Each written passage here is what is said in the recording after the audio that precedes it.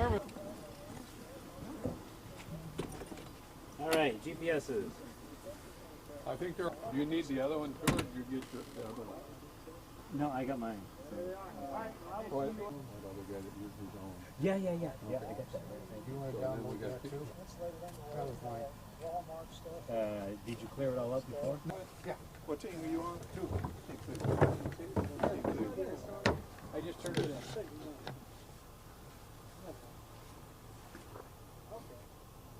Did you get your last one back? Nope. Still waiting on it. Yep. More. I always use sauce, I always use underwear. And good too. People say, why do you need that? Alright.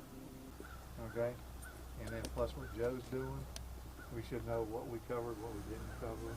Well, Carter, or Joe will give it to Carter, and Carter will.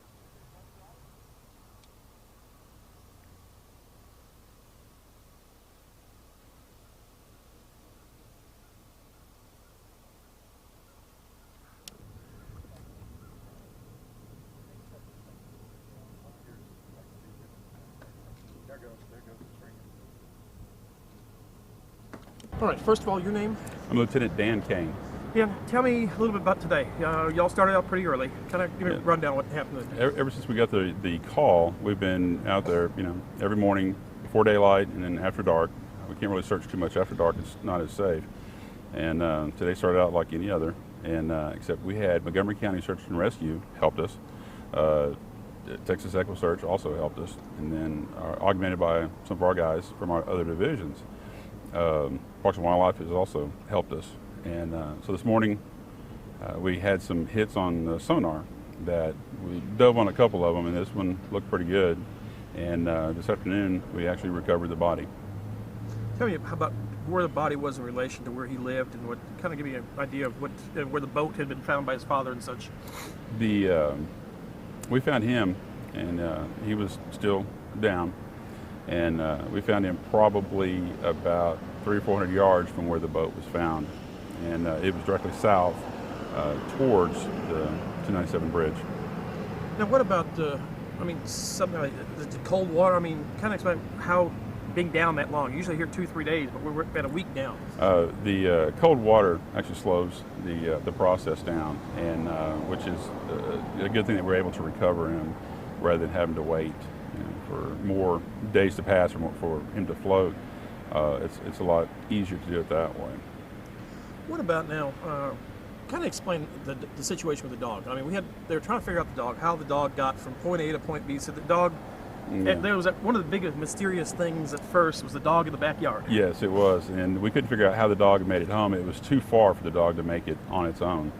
And what happened was the dog went to the home that was directly south of where we located the victim, and went to the people's house there, knocked, was scratching at the door and everything else, and they actually had read the tag, got with the vet, got the address, and took the dog back and put it in their yard. So nothing, at least, you kind of thought one way at the beginning, it turned out the other way. Yeah. The other thing, you ran into some situations out there today. The lake's down extremely low right now. It is. And you got a lot of, tell me about some of the danger points of these, even you'd think with no water in it, how dangerous it actually is now. There are a lot of sinkholes that are just, popping up, and you can literally step, from one step to the next and sink up to your knee or to your waist. We had several of our deputies that sunk all the way to their waist, trying to make the recovery, just trying to recover debris and stuff. Just like basically quicksand. Exactly. One of the four-wheelers actually was almost victim to it. It wound up ruining it strictly by just sitting there for about a minute. It just started to sink, and it took us a couple hours to get it out. So, have you ever seen anything like that before? I never have, and I'm afraid that we're going to be getting a lot more calls where people are out walking around because it hadn't been this way in 30 years. Mm-hmm. So I'm afraid we're going to start having more calls for rescues.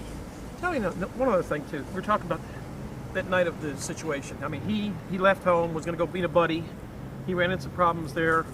Didn't bother calling. No flotation. Kind of run that scenario down a little bit. He actually told his mom that he was going to go out and go camping overnight, and which apparently he did this a lot, and was very familiar with the woods, very resourceful individual. And when he called his mother that night, he was going to try and make his way back, and he didn't want to stay overnight. We have not recovered any life jacket. All we recovered was a flotation cushion, a Type 4 throwable, that had floated away. Now you said he was rowing.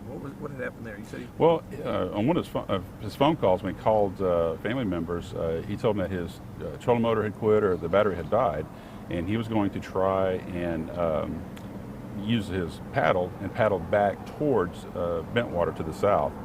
He'd called a friend and said that he would meet him over there probably about 9:30. He'd give him a call, and he never did. Well, the friend went to this location to see if he could locate him, and he didn't. okay. And what about? I mean, something like a situation like that. I mean, it's during the summertime. You see y'all out on the lake all the time. Correct. But you're basically on a 24-hour call. If We are. a situation like this, say someone's trolling motor does die out in the middle of the lake, what? Call 911 because Kind of get this, if it breaks down. Kind of answer with the question. Yeah, if say if you're out there and you do break down, you have some kind of mechanical problems or whatever, you can call 911, and we are on 24 hours a day, on call even if we're not on. We always have a deputy available, and so we can be out there pretty fast. And there are some towing services also on the lake. There's also a towing service, Towboats US. They've had to do a lot of towing this past summer season because with the water being down so low, people have been hitting sandbars and things like that. So they've had to have a lot of business this year. I've got a neighbor who works on boats, and he said he's got more lower units than you can think of right now. Yeah, unfortunately, that's the bad thing. We haven't had that issue yet, and I hope we don't. If we have to go somewhere after somebody, we've got other boats that we can utilize to get in there safely. How many marinas are open on the lake right now? I mean, it's down pretty low, isn't it? Yeah, I understand. There's a couple. There's 2 or 3 that have actually dredged out to where you can launch.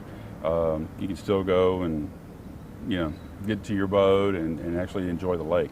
Are they still flowing out of the dam, or do you know? I don't know. I don't know that. All right.